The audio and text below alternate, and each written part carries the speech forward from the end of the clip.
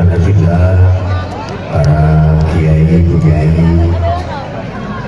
para ustadz, para sesepuh kita tahun ini kita mohon bersepuh dan doanya yang sama-sama kita hormati, kita cintai, kita banggakan Mas Dr. Haji Emil Adistianto dan Wakil Gubernur Jawa Timur periode 2019-2023 dan insya Allah sambung 2025-2030. Itu pun kalau beliau tidak ditugaskan di salah satu kelompok kementerian. Kita doakan dimanapun beliau mendapatkan amanah tugas yang mudah-mudahan membawa masalah manfaat dan barokah untuk masyarakat Indonesia. Yang kita cintai, kita hormati, kita banggakan PJ Wali Kota Mojokerto yang ganteng, yang elegan,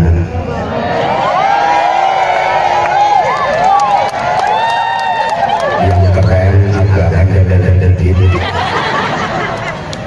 Mas Muhammad Ali Muntoro SSI PNSI bersama Ibu, juga idola kita khususnya ibu-ibu muslimat dan seluruh warga kota Mojokerto, Neng Hajah IPS kita bernama kita Sari Purnama, karena ngomong saya baru sekali jadi lupa. Neng Ika Puspita Sari Wali Kota Mojokerto periode 2018-2023, dan mudah-mudahan Allah izinkan untuk melanjutkan kepemimpinan di Kota Mojokerto ini. Juga calon-calon wali kota yang malam ini juga hadir, pesaing-pesaing kita ada cuma di belakang. Hadir Pak Kaseri dan yang mewakili Tandan Rem, Tandan Dim, Pak Kapolres, para kepala UPD dan seluruh pejabat di Kabupaten Mojokerto semuanya yang kita hormati. Safandi bersama Liwal Hamdi yang kita cintai, kita banggakan. Bapak-bapak, ibu-ibu, adik-adik, seluruh jamaah, Ramadan adalah madrasah, tempat di mana kita mendapatkan banyak sekali ilmu yang berharga, yang mahal. Ramadan adalah bulan daurah, bulan tarbiyah, sekaligus bulan riyadhah, bulan pendidikan sekaligus pelatihan agar kita menjadi insan-insan yang terbaik di sisi Allah Subhanahu wa Ta'ala. Maka kalau Ramadan tidak bisa mengantarkan kita menjadi lebih baik, maka kematianlah yang akan membuat kita menyesal karena telah menyia-nyiakan Ramadan. Saya ulang, ini quotes pertama, kalau nanti dibikin status atau story, daripada kalau status kalau kita bilang kalau Ramadan tidak bisa mengantarkan kita menjadi lebih baik, maka kematianlah yang akan membuat kita menyesal karena telah menyia-nyiakan Ramadan. Mudah-mudahan Ramadan kali ini adalah Ramadan terbaik dari Ramadan yang sudah kita lalui. Dan tentu kita kita berharap semoga kita masih diperjumpakan kembali dengan Ramadan berikutnya. Sekalipun demikian para jemaah, kita patut waspada, siapa tahu Ramadan kali ini adalah Ramadan yang terakhir bagi kita. Gak ada jaminan kalau tahun depan kita masih ketemu dengan Ramadan lagi. Orang yang Ramadannya terakhir kali tahun ini itu ada tanda-tandanya. Di antara tanda-tandanya adalah selama ceramah berlangsung dia main HP, gak mau dengerin dan gak mau memperhatikan ceramah. Itu tanda orang yang Ramadan kali ini adalah Ramadan terakhir baginya. Allahumma sholli ala Muhammad. Ibu bapak adik-adik para jamaah, setidaknya ada 3 keagungan Ramadan yang itu tidak terdapat pada bulan-bulan yang lain.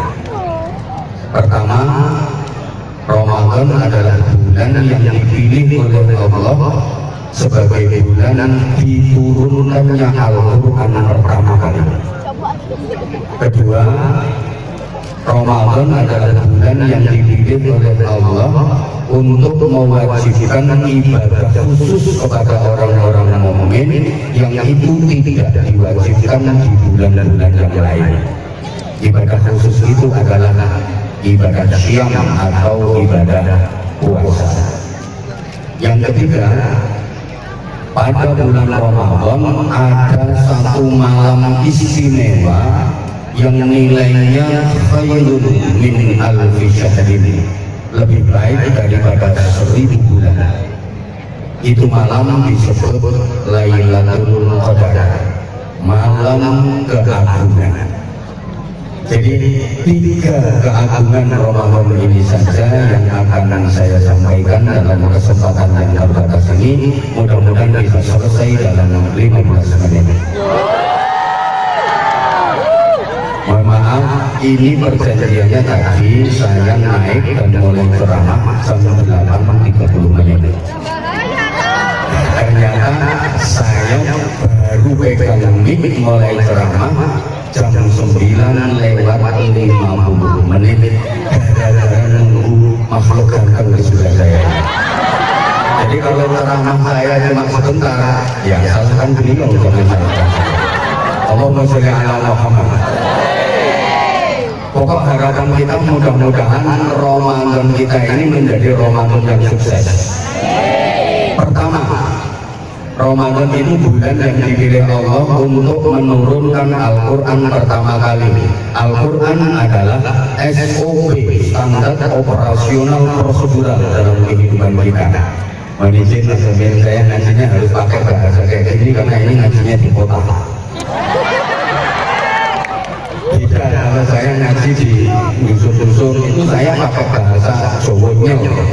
Tapi karena ini yang saya hadapi orang-orang kota, meskipun agak pohon, terpaksa saya pakai bahasa agak tinggi.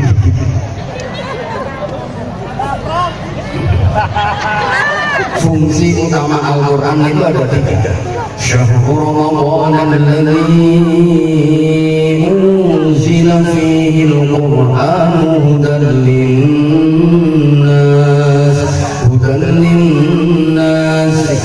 hudan linnasi wa bayyinatin minal huda wal furqan. Bulan Ramadan adalah bulan yang di dalamnya diturunkan Al-Quran. Fungsi utamanya ada 3. Pertama, hudan linnas, sebagai petunjuk global bagi manusia. Yang kedua, wa bayyinatin minal huda, penjelasan detail dari petunjuk global tadi. Yang ketiga, wal furqan, pembeda antara yang baik dari yang buruk, yang benar dari yang salah, yang hak dari yang batil. Jadi Al-Quran itu petunjuk, penjelas, dan pembeda. Al-Quran adalah landasan ideologis, Al-Quran adalah landasan konstitusional, Al-Quran adalah landasan operasional. Para jamaah, cukup sebagai bukti kemuliaan Al-Quran bahwa semua yang berkaitan dengan Al-Quran pasti menjadi mulia. Al-Quran diturunkan oleh Allah yang maha mulia. Ayo kuwabe melu nyaut mulia, sing gak melu nyaut mati dhisik. Al-Quran diturunkan oleh Allah yang maha mulia, disampaikan kepada Nabi Muhammad, Nabi yang paling mulia, melalui perantara malaikat Jibril. Maka malaikat Jibril menjadi malaikat yang paling mulia, diturunkannya pada bulan Ramadan, sehingga dari semua bulan Ramadan adalah bulan yang paling mulia. Turunnya pada satu malam yang disebut Lailatul Qadar. Maka dari semua malam di dunia ini, Lailatul Qadar adalah malam yang paling mulia, sehingga siapapun yang mau mempelajari Al-Quran pasti akan menjadi orang yang paling mulia. Tempat dimanapun di bumi ini yang digunakan untuk mengaji dan mempelajari Al-Quran pasti menjadi tempat yang paling mulia. Majelis apapun kalau di dalamnya dibacakan ayat Quran pasti menjadi majelis yang paling mulia. Pokok siapapun apapun yang berkaitan dengan Al-Quran pasti mulia. Karena tadi sudah disampaikan oleh orang dagang di samping saya, Al-Quran itu mukjizat yang midad ila yaumil qiyamah. Di saat semua mukjizat dari para nabi dan para rasul sudah bisa diterjemahkan dengan sayyidina modern, semua mukjizat sudah bisa dijawab oleh ilmu pengetahuan modern, sudah bisa dijawab oleh teknologi canggih, tapi Al-Quran tetap midad lestari ila yaumil qiyamah. Coba Nabi Musa punya mukjizat tongkat. Kalau tongkatnya Nabi Musa dipulungkan ke Laut Merah, Laut Merah itu enggak laut luas, enggak, lebih tempatnya selat, enggak begitu luas.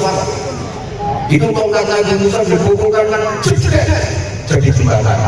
Sekarang udah dijawab sama Suramadu. Bahkan Suramadu lebih panjang daripada Laut Merah. Iya, Nabi Sulaiman bisa bicara dalam bahasa binatang, pemain sirkus bisa kabeh. Nabi Ibrahim dibakar api nggak apa-apa, limbah kita dari nggak apa-apa.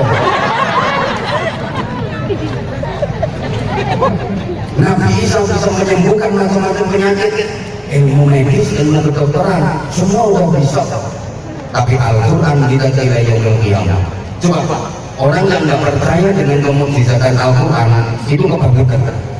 30 juz, 114 surah, begitu banyak, begitu tebal, bisa dihafal di luar kepala tanpa terlewatkan satu huruf pun. Rasa-rasanya nggak ada di dunia ini buku atau kitab yang tebalnya kira-kira seukuran Al-Quran yang bisa dihafal seluruhnya tanpa terlewatkan satu huruf pun, kecuali Al-Quran. Sehingga di mana-mana kita sering mendengar ada musabaqah hifdzil Quran, lomba hafalan kitab Al-Quran. Kita nggak pernah mendengar lomba hafalan kitab suci agama lain, tanpa mengurangi rasa hormat kita kepada saudara kita yang beragama lain. Belum pernah ada lomba hafalan kitab Injil, lomba hafalan kitab Weda, kitab Tripitaka. Karena memang nggak bisa dihafal utuh tanpa melewatkan satu huruf. Tapi Al-Quran yang begitu tebal bisa. Bahkan maaf, orang yang punya keterbatasan penglihatan, tunanetra, nggak bisa melihat, itu bisa hafal Al-Quran 30 juz utuh tanpa melewatkan satu huruf. Ada yang nggak bisa melihat, sedangkan matamu yang melorok-melorok itu, jangankan hafal, melihat aja jarang. Kenapa? Karena matamu lebih sering menerangi HP daripada Quran. Betul? Nah, yang ada di sini lebih banyak mana? Baca Quran sama TikTokan. Lebih sering lihat Quran sama Instagram. Nah, nanti di akhirat minta syafaatnya Samsung, iPhone, Oppo itu ya. Allahumma sholli ala Muhammad. Allahumma sholli ala Muhammad. Orang yang wajib baca Quran termasuk orang yang dirindukan oleh surga. Al-jannatu mustaqatun ila arba'i matar. Surga itu kangen banget, rindu berat sama 4 orang. 1. Alim Quran, orang yang ahli baca Quran. 2. Wa hafizil lisan, orang yang pandai menjaga lisan. 3. Wa mut'imil ji'an, suka memberi makan yang lagi kelaparan. Dermawan, suka membantu. Yang keempat, wasyai'ina fi Ramadan, orang-orang yang berpuasa di bulan suci Ramadan. 4 amaliyah ini sentralnya ya di bulan Ramadan. Baca Al-Quran, menjaga lisan, memberi makan yang lagi kelaparan, bersedekah, puasa. Ini 4-4-nya ada di bulan suci Ramadan. Mudah-mudahan kita tergolong 4 orang yang ditangani sama surga. Amin Allahumma, amin Allahumma. Maka orang yang rajin baca Quran itu besok di akhirat nggak usah bingung-bingung cari alamat surga, malah surga yang ingin dimasuki. Jadi ada riwayat Yaumul Ba'ats, bangkit dari alam kubur, itu sudah dapat Sherlock. Ada panitia yang jemput, enak dijemput sama panitia, dituntun diajak menuju ke surga. Jadi enak sama panitianya, pakai kapal, apalagi kita kan nggak pengalaman daerah sana. Jadi ini ada yang jemput, maka jangan sia-siakan bulan Ramadan ini untuk rajin baca Al-Qur'an. Allahumma sholli ala Muhammad. Ibu bapak pengen keluarganya bahagia nomor betul, pengen keluarganya bahagia nomor betul. Ada jamunya. Apa itu jamunya? Ya banyak baca Quran. Naumiru buyutakum bisholat wa tilawatil Quran. Sinari rumah-rumahmu dengan sholat dan perbanyak baca Al-Qur'an. Apa hubungannya baca Quran dengan keluarga bahagia? Para jemaah, keluarga itu adalah terdiri dari 2 pilar utama, namanya suami dan istri. Betul? Bukan semangat. Keluarga itu terdiri dari 2 pilar utama, namanya suami dan istri. Betul? Ya, suami itu uang, istri itu ya uang. Jadi keluarga itu kumpulannya uang. Lah uang itu aslinya kuburan. Kuburan wedhus, kuburan sapi, kuburan ayam. Jadi yang saya hadapi ini semuanya kuburan. Mohon maaf ya, jangan tersinggung. Ibu bapak pernah makan daging kambing apa enggak? Nah, berarti wis ono wedhus mati dikubur belum ketemu sampean. Pernah makan daging sapi? Nah, berarti kan wis ono sapi mati dikubur belum ketemu sampean. Jadi wong ketemu Jogerto ki nyanyi iki bae kuburan. Kuburan kambing, kuburan sapi. Kuburan itu sifatnya angker. Betul? Halo? Kuburan itu sifatnya angker. Betul? Berarti ada kaget, ada ngomong ketemu bojo itu kira-kira. Wong itu enak-enaknya ngomong, ngerti sing lanang kok iso indah. Apa mulai-mulai ini? Mertuahan sampai ketemu kuburan. Halo? Jadi wong lanang itu apa? Kuburan, wong itu apa? Hanya tuh nyawa, wong lanang itu apa? Wong itu apa? Wong lanang rabi wong itu berarti kuburan rabi. Mangan bareng berarti kuburan mangan bareng. Lungguh jejer itu berarti kuburan lungguh jejer.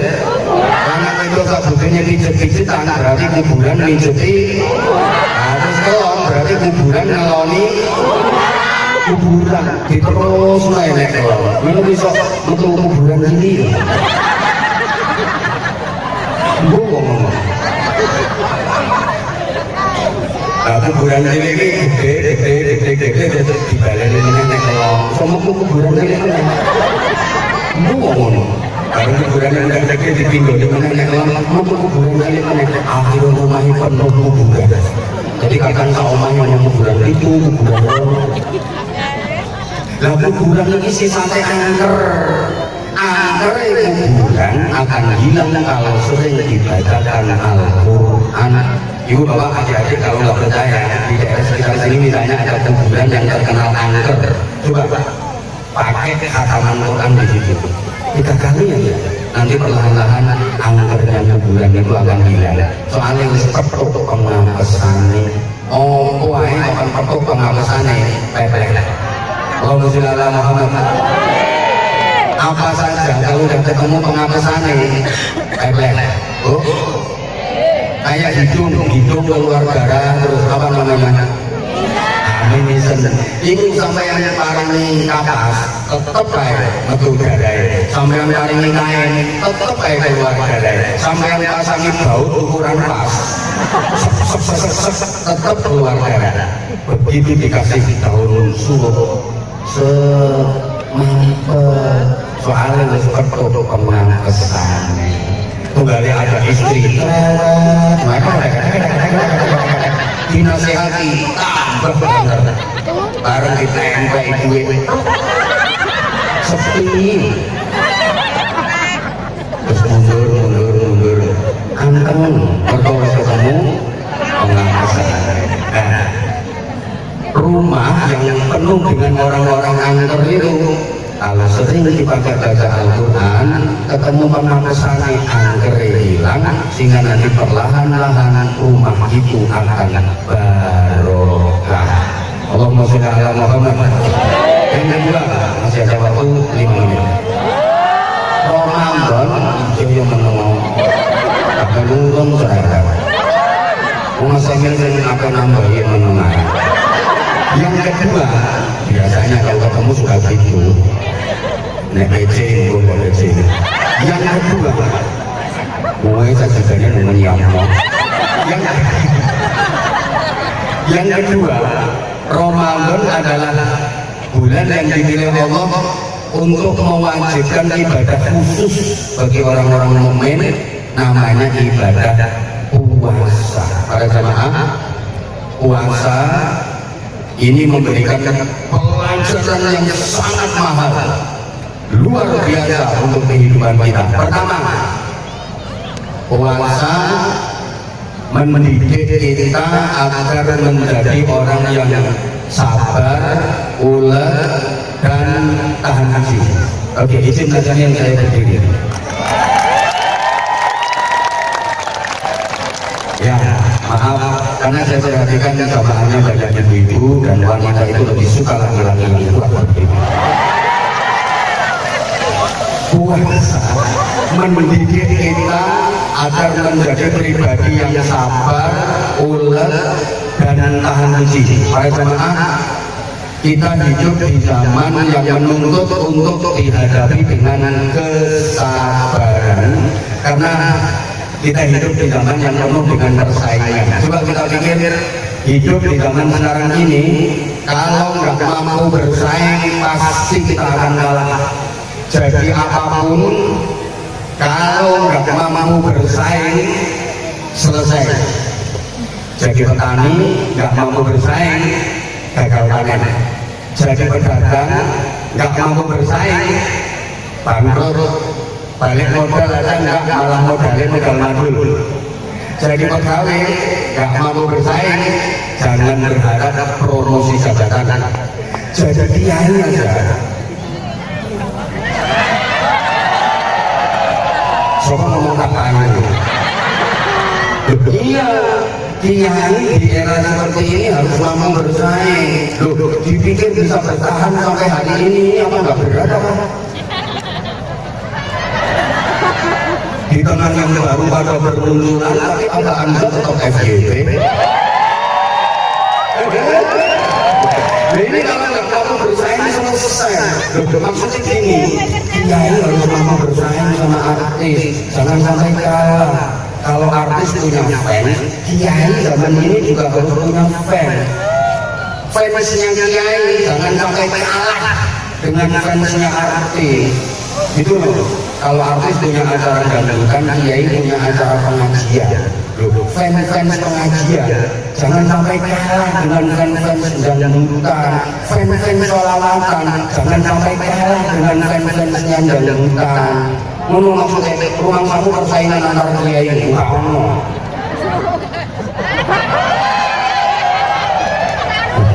Karena kondisi semacam ini banyak orang yang nggak sabar, persaingan ekonomi, banyak orang yang pengen cepat kaya tapi nggak sabar, akhirnya maaf anak duit renten nih lo renten ngutangin bom bayarnya kakak listrik, ngutangin cecek bayarnya bagul, wonten wongin teko kita wongin hidup lagi dulu ngomong gaji papiran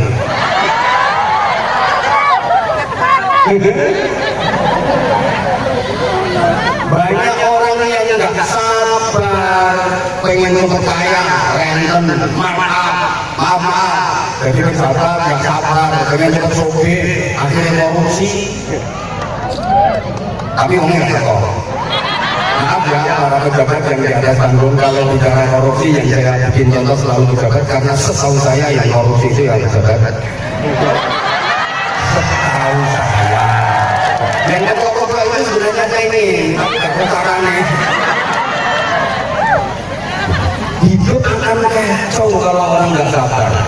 Coba kenapa jalan raya macet?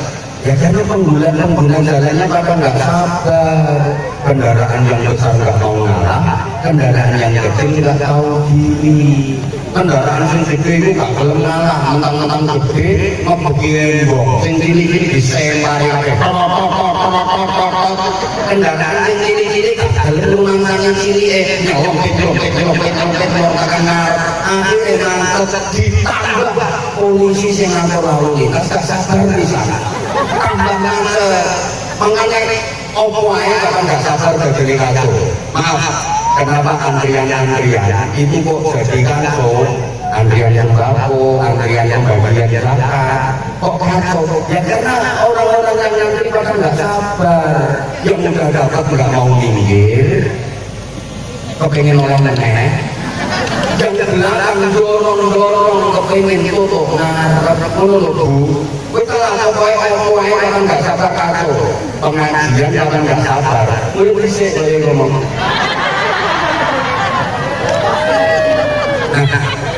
Hebatnya kesabaran. Coba kita bandingkan Bapak Ibu para jamaah. Manusia istimewa karena punya kesabaran. Allahumma sholli ala Muhammad. Ada makhluk namanya malaikat, ada makhluk namanya binatang, ada makhluk kita, manusia. Malaikat diberi akal, tapi nggak dikasih nafsu. Binatang punya nafsu, nggak punya akal. Kita manusia punya dua-duanya, punya akal sekaligus punya nafsu. Malaikat hanya punya akal, nggak punya nafsu. Maka wajar kalau malaikat selalu baik, pantas kalau malaikat nggak pernah nakal, karena malaikat itu nggak ada nafsunya, nggak punya keinginan. Jadi malaikat itu ketok panganan lezat selingat koyoko, gak ada ngiler. Malaikat ngelihat perempuan secantik apapun, gak ada serser.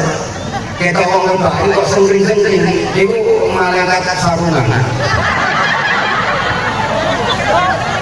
Lo kelompokan barang. Malaikat ngomong aja sendiri. Malaikat gak ada nafsu, maka malaikat gak pernah nakal. Halo? Mas, kamu tahu ketemu malaikat Jibril mana? Gak ada, karena gak ada nafsunya. Sehingga malaikat gak pernah salah. Malaikat Jibril gak pernah korupsi ayat. Misalnya diperintah sama Allah, Jibril ini ayatnya sampaikan ke Nabi, siap. Begitu diterima ayatnya bagus, habis itu kakak sendiri. Kalau malaikat korupsi, sing korupsi itu malaikat. Halo, malaikat nikahnya nggak mungkin salah alamat atau rezeki. Kalau memang itu rezeki jatahnya Anwar Zahid, nggak mungkin keliru nombornya Muhammad Ali Kuntoro.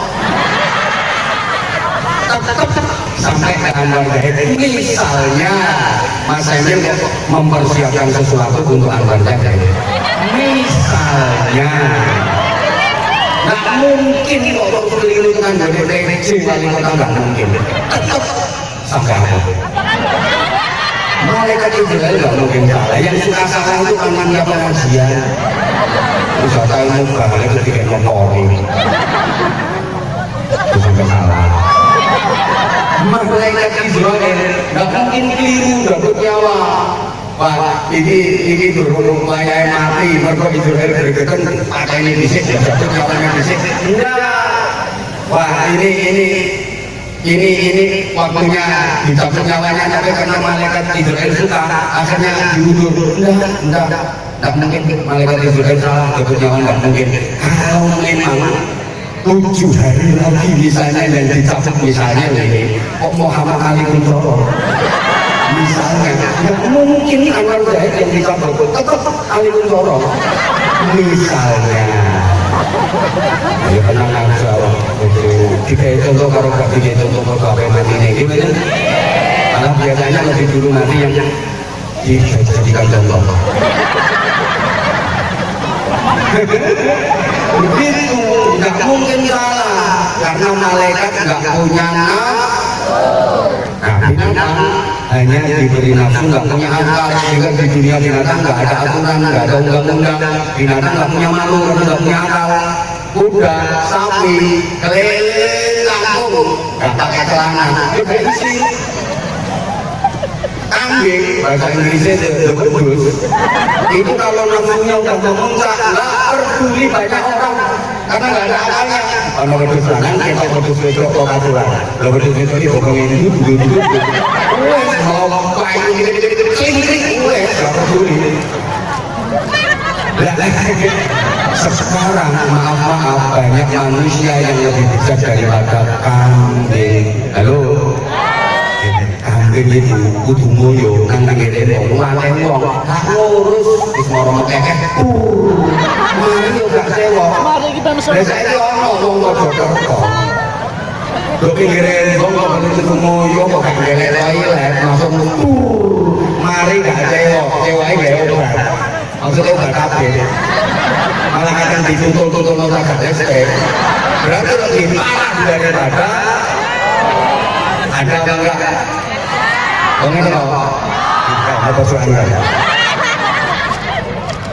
Nah, kalau manusia, Bapak Ibu punya akal sekaligus punya nafsu, di mana akal dan nafsu manusia ini setiap saat bertempur dengan dahsyat. Maka apabila ada manusia yang akalnya bisa mengendalikan nafsunya, manusia itu lebih hebat daripada malaikat.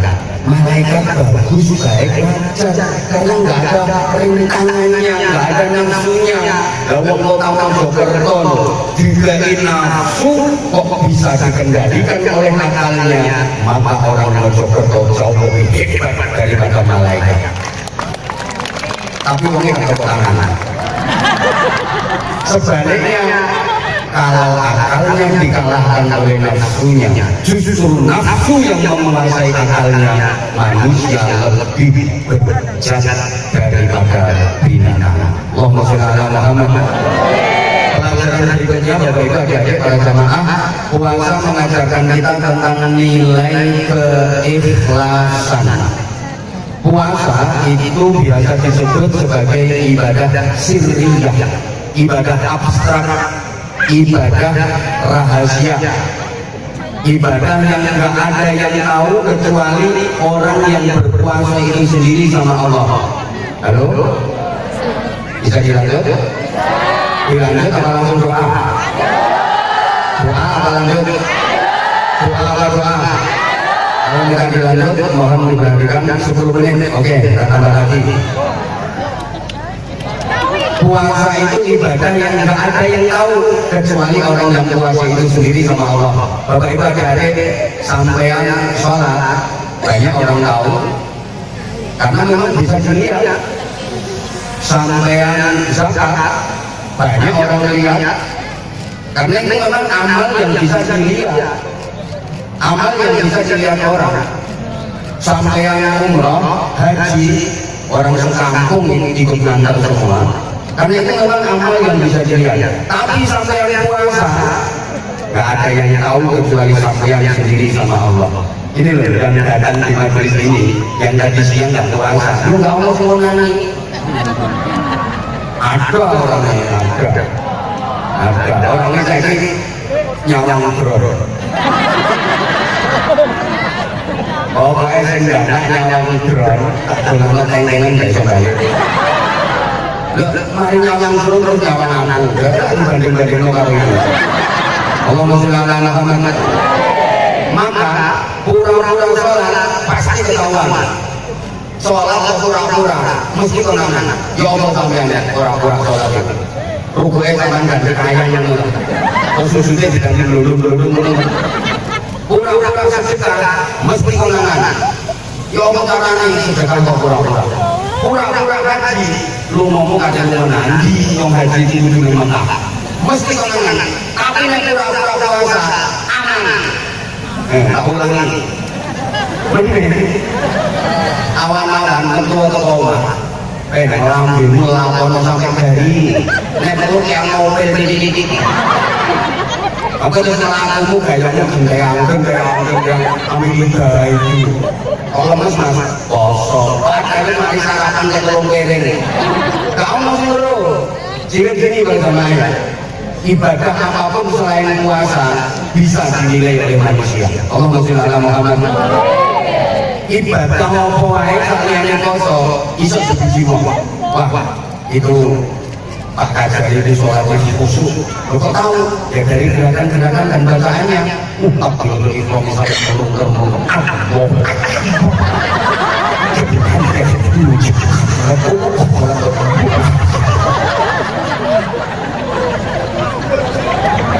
Khusyuk banget itu sholatnya Pak Kajar. Bisa senilai kok. Nah. Jadi ada sofa ya. MC itu gak khusus ya sholatnya. Kau tahu kalau sholatnya MC gak khusus, dan sholatnya gak cocok kalau bapak ulur-ulur jadi geli-geli godek-godek. Sholat apaan yang ulur-ulur jadi geli-geli godek-godek. Bisa kelihatan kok ada orang sholat itu kayak yang betul.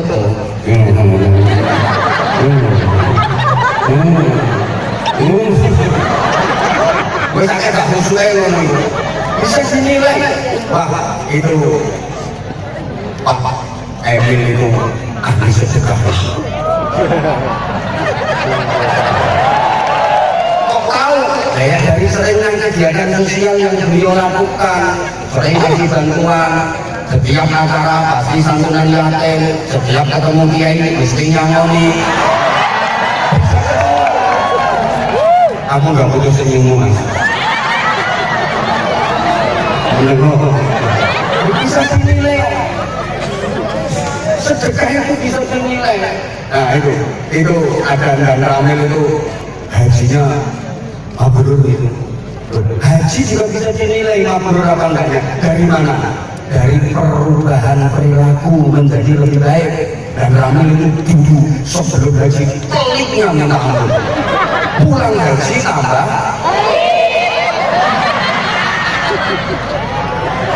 tambah ngoman.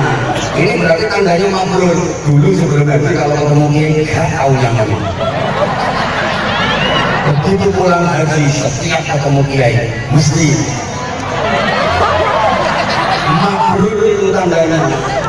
Gitu loh. Itu. Nah itu kalau PJ itu mabrur apa enggak ya tergantung perubahan perilakunya itu loh. Ini dulu waktu umroh, waktu haji di Mekah, Madinah semangatnya luar biasa. Top. Begitu dengar azan,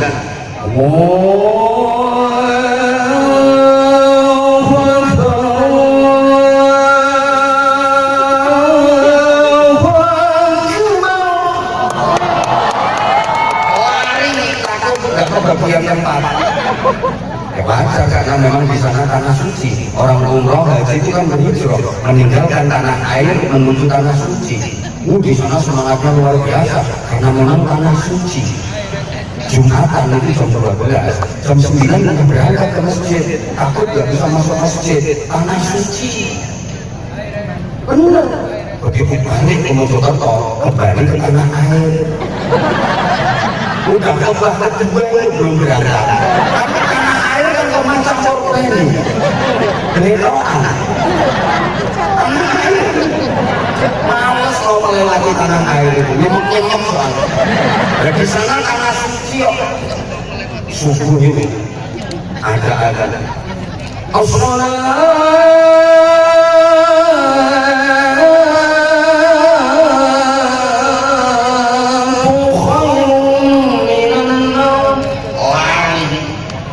begitu di rumah Assalamualaikum ada enggak? Nah, itu namanya kaji tomat ya. Di sana tobat begitu pulang rumah itu gak terima marah itu kaji betul. Kita tidak mau berdua bisa dinilai. Semua ibadah bisa dinilai. Wah, anak saya itu kalau ceramah ikhlas.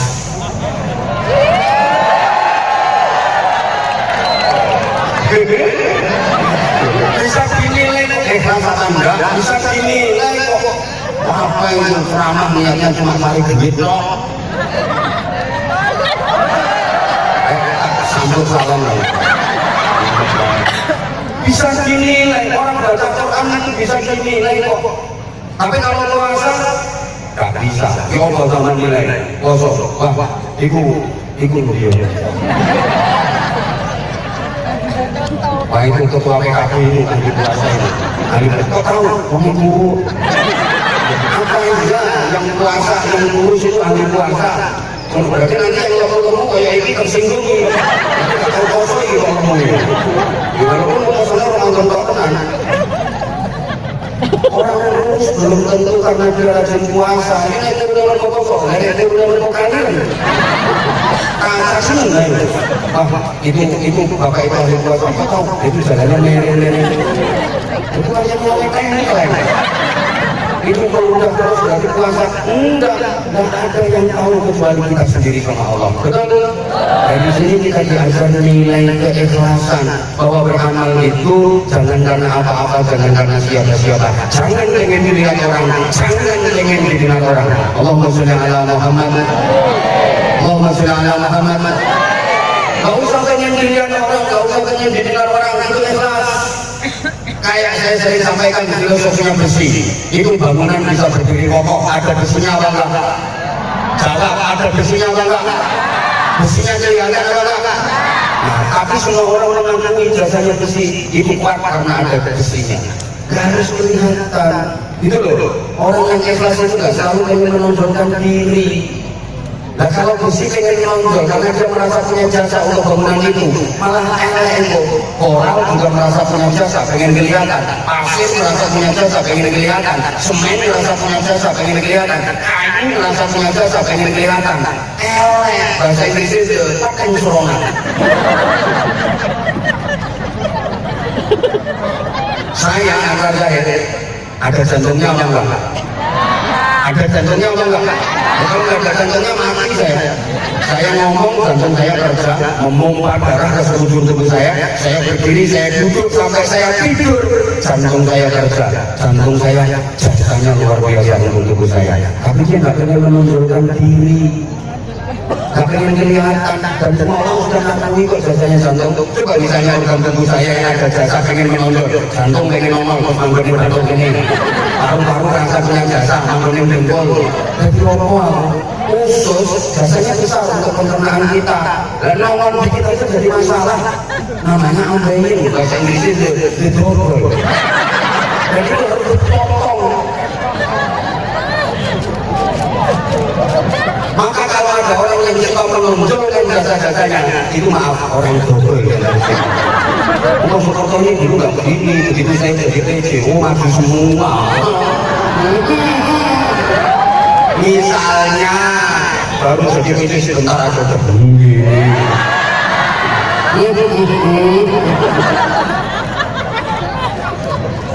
Misalnya, kadang-kadang lo sudah diminta jabatannya.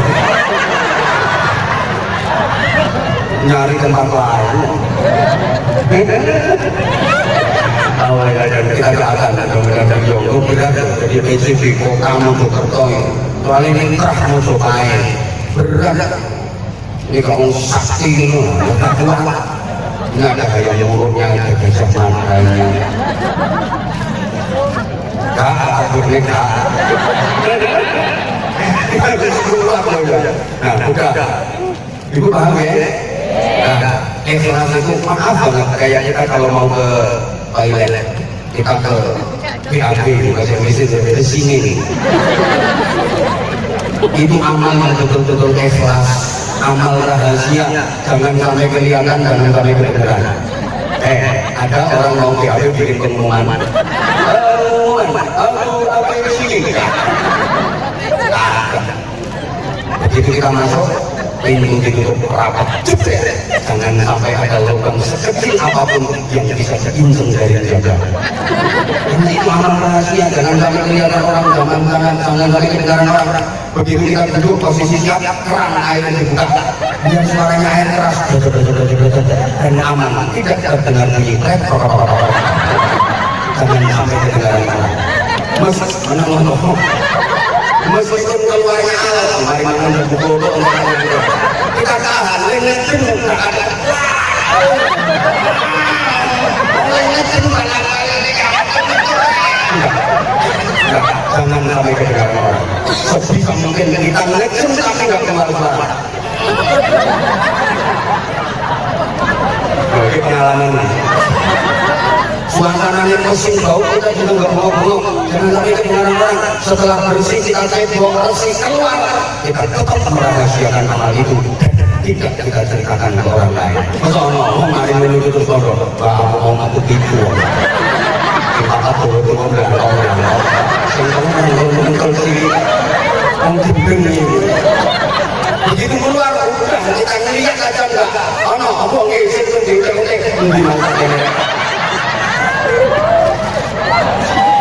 orang anak ikhlas itu begitu udah selesai jabatan wakil gubernur satu saya itu udah nggak usah mengkait-kait ini jasa saya enggak lanjut aja jabatan itu lanjut terus perjuangannya lanjut terus pembangunannya lanjut untuk mensejahterakan warga masyarakat Jawa Timur terus kalau masih ada kemiskinan yang belum tertuntas masih ada beberapa terus periode kedua maka kalau teman saya periode gak cukup bagi beliau Jawa Timur ini luas usul kurasa belum tersentuh maka wajib dua periode kalau cuma satu periode gak cukup bangun Jawa Timur seluas ini setuju? Saya gak milih kiting kanan tapi yang bodoh gak jadi menteri ada yang tahu dari kadang aku ini APKTP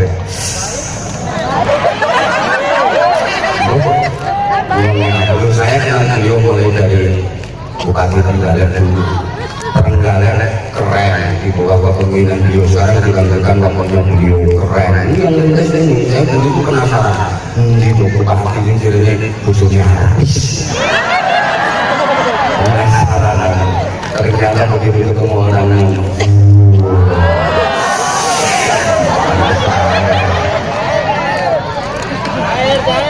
coba ngomong apa-apa bisa mengulang gak usah ngomong apa?